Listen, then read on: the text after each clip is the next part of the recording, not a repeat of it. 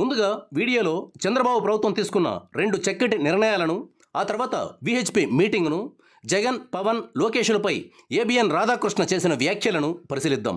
పోలవరం నిర్వాసితులకు ఒకే రోజు 815 కోట్ల రూపాయలు చెల్లించడం అద్భుతం. ఈ డబ్బును సరిగా మేనేజ్ చేసుకునేలా నిర్వాసితులకు ఫైనాన్షియల్ గైడెన్స్ కూడా ఇస్తే బాగుంటుంది. ఎందుకంటే డబ్బును మేనేజ్ చేయడం అంత ఈజీ కాదు. సరైన నిర్ణయాలు తీసుకోకపోతే ఉన్న డబ్బు కరిగిపోతుంది, మళ్ళీ రోడ్డు మీదకు రావాల్సి వస్తుంది. ప్రభుత్వంతో పాటు లోకల్గా ఉన్న సంస్థలు, వ్యక్తులు కూడా ఈ విషయాన్ని ప్రజలకు ఎక్స్ప్లెయిన్ చేయాలి. పోలవరం నిర్వాసితులను ఆదుకున్నట్లుగానే అన్నమయ్య బాధితుల పరిస్థితిని కూడా చూడాలి. గోదావరి టు బనకచెర్ల కంటే ముందే రాయలసీమలో అన్నమయ్య డ్యామును కట్టి హంద్రీనివా, గాలేరునగిరి, వెలిగొండ, ఇతర పెండింగ్ ప్రాజెక్టులను పూర్తి చేయాలి. పోతిరెడ్డిపాడు కెపాసిటీని పెంచాలి. అలాగే శ్రీశైలం డ్యామ్ కింద ఉన్న ప్లంజ్ పూల్ను, అంటే భారీ గుంతను పూడ్చాలి. ఈ గుంత మొత్తం ప్రాజెక్టును డేంజర్లో పడేస్తోంది. అన్నమయ్య తెగిపోవడాన్ని కళ్ళ ముందుకు తెస్తోంది. పత్రికల్లో దీనికి సంబంధించి చాలా వార్తలు వచ్చాయి.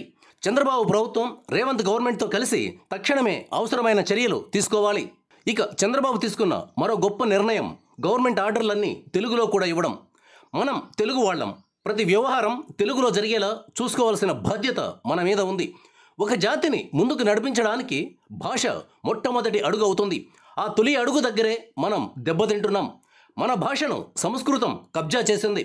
సంస్కృతం కొద్దిమందికి, మత వ్యవహారాలకు మాత్రమే పరిమితమైన భాష. ఈ సంస్కృత కబంధ హస్తాల నుండి తెలుగు భాషకు విముక్తి కల్పించాలి. తెలుగు మీడియం చచ్చిపోవడానికి పుస్తకాల నిండా సంస్కృతం ఉండటమే కారణం. సంస్కృత పదాల ప్లేస్లో జనం నిత్యం వాడే ఇంగ్లీష్ పదాలను వాడుకోవాలి. అలాగే అక్రోనిమ్స్ ఎక్కడ వచ్చినా కూడా వాటిని యాజ్ ఇట్ ఈస్గా ఇంగ్లీష్లోనే ఉంచుకోవాలి. ఈ మెథడ్స్ ఫాలో అయితే తెలుగు లాంగ్వేజ్ రాతలో కూడా అద్భుతంగా వెలుగుతుంది. ముఖ్యంగా సైన్సు, లా, మేనేజ్మెంట్ లాంటి సబ్జెక్టుల్లో ఇంగ్లీష్ పదజాలాన్ని ఉన్నది ఉన్నట్లు తెచ్చుకోవాలి. తెలుగు మీడియాన్ని జనం ఎందుకు వద్దనుకుంటున్నారు అనే అంశం మీద ఒక కమిటీ వేస్తే చాలా విషయాలు తెలుస్తాయి. తెలుగు భాషకు సంబంధించిన నిర్ణయాల్లో సంస్కృతాన్ని ప్రేమించే వాళ్లను దూరంగా పెట్టాలి. తెలుగు మీడియాన్ని రివైవ్ చేసుకోవాలి అంటే దాన్ని మోడర్న్ అవసరాలకు అనుగుణంగా మార్చుకోవాలి. ఈ మార్పు సంస్కృత పదాలను వీలైనంతగా వదిలించుకున్నప్పుడే సాధ్యమవుతుంది. తెలుగు ప్రజల జీవితాల్లో వెలుగులు నింపుతున్న ఇంగ్లీష్ను అడాప్ట్ చేసుకోవాలి. ఇక ఆంధ్రాలో మత రాజకీయాలను చూద్దాం. బీజేపీకి టీడీపీ మీద ప్రేమ ఉందనే పొరపాటు అభిప్రాయం కొందరిలో ఉంది. శివసేన మీదే ప్రేమ లేదు, మీ మీద ఎందుకుంటుంది? తెలుగుదేశం పార్టీ మీద కానీ, తెలుగు ప్రజల మీద కానీ ఆర్ఎస్ఎస్, బీజేపీలకు ఎప్పటికీ ప్రేమ ఉండదు. ఇక్కడి ప్రజలను గుప్పెట్లో బంధించడం వరకు మాత్రమే ప్రేమ చూపిస్తారు. చరిత్రను కనీసమాత్రంగా చదువుకున్న ఈ విషయం అర్థమవుతుంది. ఇంకో పాయింట్ కూడా గుర్తుపెట్టుకోవాలి. కాంగ్రెస్, బీజేపీలు ఒకే నాణానికి 2 కోణాలు. కాంగ్రెస్ది మితవాదం, బీజేపీది అతివాదం, అదొక్కటే తేడా. ఉమ్మడి ఆంధ్రప్రదేశ్ సుదీర్ఘకాలం పాటు కాంగ్రెస్ పాలనలో ఉంది. వారి హయాంలో తెలుగు ప్రజల డెవలప్మెంట్ నత్తనడకన సాగింది. టీడీపీ వచ్చిన తర్వాతనే తెలుగువారి దశ తిరిగింది. అప్పటిదాకా తెలుగు సీఎంలు ఢిల్లీకి సాగిలపడి ఉండేవారు.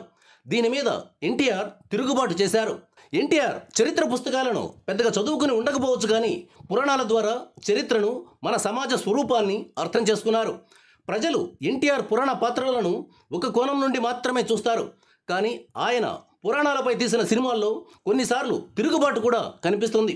ఈ స్వభావమే ఆయన్ను పార్టీ పెట్టే దిశగా పురిగొల్పింది. పటేల్ పట్వారీ వ్యవస్థను రద్దు చేసి తెలంగాణ ప్రజల బానిస సంఖ్యలను తెంచాడు. ఇది బడుగు బలహీన వర్గాల ప్రజలు ఎన్టీఆర్ను ఆరాధించేలా చేస్తే కొంతమందిని ద్వేషించేలా చేసింది. క్రూరత్వానికి, అమానుషత్వానికి మారుపేరుగా ఉన్నవారు ద్వేషించడం సహజమే. తెలుగు జాతి మొత్తం చరిత్రను పరిశీలిస్తే ఎన్టీఆర్ లాగా ఉత్తరాది ఆధిపత్యం మీద తిరుగుబాటు చేసిన నాయకుడు మరొకరు కనిపించరు. అందుకే ఎన్టీఆర్ అన్నా, ఆయన పెట్టిన పార్టీ అన్నా కాంగ్రెస్, బీజేపీలకు రెండింటికి ఇష్టం లేదు. అవసరార్థం పొత్తులు పెట్టుకోవచ్చు, కానీ ఛాన్స్ దొరికినప్పుడు టీడీపీని చీమను నలిపినట్లు నలిపేస్తారు. చంద్రబాబుకు ఈ విషయం తెలియంది కాదు. పొంచి ఉన్న ప్రమాదం ఆయనకు తెలుస్తోంది, కానీ దాన్ని హ్యాండిల్ చేసే విషయంలో సరిగ్గా వ్యవహరించలేకపోతున్నారు. అవసరానికి మించి మత వ్యవహారాల గురించి మాట్లాడుతున్నాడు. తెలుగువాడు తెలుగువాడిలాగా ఉండాలి. ఏ తెలుగువాడు ఏ మతంలో అయినా ఉండని, అది వ్యక్తిగత నిర్ణయం అనే భావన టీడీపీ నాయకత్వంతో పాటు అభిమానుల్లో కూడా ఉండాలి. ఆర్ఎస్ఎస్, బీజేపీ కార్యకర్తలు టీడీపీ ముసుగేసుకుని ముస్లింలను, క్రిస్టియన్లను ద్వేషిస్తూ ఉంటారు. దీన్ని గమనించాలి. సాటి తెలుగు వాళ్ళు ఏ పరిస్థితుల్లో ఇస్లాంలోకి, క్రిస్టియానిటీలోకి వెళ్ళారో అర్థం చేసుకోవాలి. అంటరానితనం అన్నది మానవ చరిత్రలో మరెక్కడా జరగనంత ఘోరం. ఈ దారుణాన్ని చరిత్ర పొడవునా తెలుగు వాళ్ళు కూడా పాటించారు. సాటి తెలుగు వాళ్ళైన దళితుల పట్ల చాలా అన్యాయంగా వ్యవహరించారు. ఇప్పటికీ కూడా అనేక రకాలుగా వివక్ష చూపుతూనే ఉన్నారు. అంటరానితనం అనే ఘోరాన్ని భరించలేకనే ప్రధానంగా వేరే మతాల్లోకి వెళ్లారనే విషయాన్ని గుర్తుపెట్టుకోవాలి. ఆర్టికల్ 25 ప్రకారం మత స్వేచ్ఛ ఉంటుందనే బేసిక్ పాయింట్ను కూడా విస్మరించకూడదు. ఇప్పుడు బీజేపీ వాళ్ళు ఆంధ్రప్రదేశ్లో ఉన్న ఆలయాలను హిందూ సంస్థలకు అప్పగించాలని డిమాండ్ చేస్తున్నారు. అంటే ఏమిటి? మన ఆస్తుల్ని తీసుకెళ్లి ఆర్ఎస్ఎస్ చేతిలో పెట్టాలని అంటున్నారు. ఆల్రెడీ ఒక ఓటు 2 రాష్ట్రాలు అని చెప్పి ప్రాంతాల మధ్య గొడవలు పెంచి తెలుగు జాతిని విడగొట్టారు, పడగొట్టారు. ఇక్కడితో వీరికి మనశ్శాంతి లభించడం లేదు. మన ఆస్తుల్ని కూడా లాక్కుపోవాలని చూస్తున్నారు. చరిత్రలో గుళ్ళు గోపురాలను ఎవరి సొమ్ముతో కట్టారు? తెలుగు ప్రజల కష్టార్జితంతో కట్టారు. వాటి మీద పెత్తనాన్ని ఉత్తరాది వారికి ఇవ్వాలని చెప్తున్నారు. దీనికి మన పవన్ కళ్యాణ్ వంత పాడుతున్నాడు. అంతకుముందు అన్న చిరంజీవి కూడా ఇలాగే మాట్లాడాడు. హైదరాబాద్ను యూటీని చేసి ఢిల్లీకి అప్పగించాలని డిమాండ్ చేశాడు. ఎంత అవివేకమండి ఇది! హైదరాబాద్తో ఆంధ్రకు సంబంధం లేనంత మాత్రాన సాటి తెలుగు వాళ్ళ చేతుల్లో నుండి దాన్ని విడిపించి పైవాడికి ఇచ్చేయమంటారా? చిరంజీవి, పవన్ ఇద్దరూ తెలుగు ప్రజలకు అనేక రకాలుగా నష్టం చేస్తూనే ఉన్నారు. చిరంజీవి 3 రాజధానులు కావాలంటే తమ్ముడు ఎవడి రాజధానిది? అసలు ఈ రాజధాని అవసరమా అన్నట్లు పుస్తకం వేశాడు. తెలుగు ప్రజలారా, ఈ మెగా బ్రదర్స్ సినిమాలు చూడండి, నచ్చినన్నిసార్లు చూడండి. కానీ అన్నదమ్ములిద్దరూ రాజకీయంగా అపరిపక్వమైన నిర్ణయాలు తీసుకుంటూ వస్తున్నారు. దీనివల్ల తెలుగు జాతి చాలా నష్టపోతోంది. ప్రస్తుతం పవన్ బీజేపీ డైరెక్షన్లో నడుస్తున్నాడు. బీజేపీ కానీ కాంగ్రెస్ కానీ తెలుగు ప్రజలకు, ముఖ్యంగా ఆంధ్రులకు ఎప్పటికీ కూడా మేలు కలిగే పని చేయవు అని గుర్తుంచుకోండి. ఇక చివరగా ఏబిఎన్ రాధాకృష్ణ గారి కామెంట్ను చూద్దాం. రీసెంట్గా అదానీ సెకీ డీల్ విషయంలో జగన్ జుట్టు చంద్రబాబుకు చిక్కింది, బాబుకు మహర్దశ పట్టింది అని రాశారు. తాజాగా చంద్రబాబుకు వయసు మీదకొస్తోంది. నారా లోకేష్ను జనం గుర్తిస్తారో లేదో, జగన్ పవన్ల తర్వాత 3వ స్థానంలో ఉంటాడేమో అన్నట్లుగా చెప్పుకొచ్చారు. జగన్కు జనం ఇక ఎప్పటికీ ఓటు వేయరు. జగన్ చేసిన అరాచకాన్ని మర్చిపోవడం అసాధ్యం. జగన్ కేసుల విషయంలో బీజేపీ యథావిధిగా ఎక్కడ వేసిన గొంగడి అక్కడే అన్న చందంగా వ్యవహరిస్తోంది. మోదీ కోసం ప్రాణాలైనా ఇస్తానే పవన్ గారు ఈ విషయాన్ని పొరపాటును కూడా ప్రశ్నించడు. ఎంతసేపు మతం పేరుతో ఎగురుతో గానీ బీజేపీ ఆంధ్రప్రదేశ్కు చేస్తున్న డ్యామేజ్ను మాత్రం గుర్తించను, ప్రశ్నించను అంటాడు. ఇలాంటి పవన్ను తెలుగు ప్రజలు గెలిపిస్తారని అనుకోవడం భ్రమపడడమే అవుతుంది.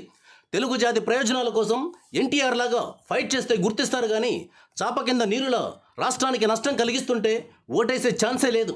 ఒకవేళ చంద్రబాబు మీద, లోకేష్ మీద అసంతృప్తి ఉంటే ఆల్టర్నేటివ్ కోసం వెతుకుతారు తప్ప జగన్ పవన్లకు ఆంధ్రులు ఓట్లు వేయడం జరగని పని. అయినా ఆంధ్రజ్యోతి రాధాకృష్ణ గారు అదానీ సెకీ డీల్ గురించి మీరెందుకు వార్తలు ఆపేశారు? ఇందులో మోదీ పాత్ర గురించి ఎందుకు ప్రశ్నించడం లేదు? సెకీ డీల్ను క్యాన్సిల్ చేసి ఆంధ్రుల నెత్తిన పడబోయే భారం దింపాలని చెప్పడాన్ని ఎందుకు ఆపేశారు?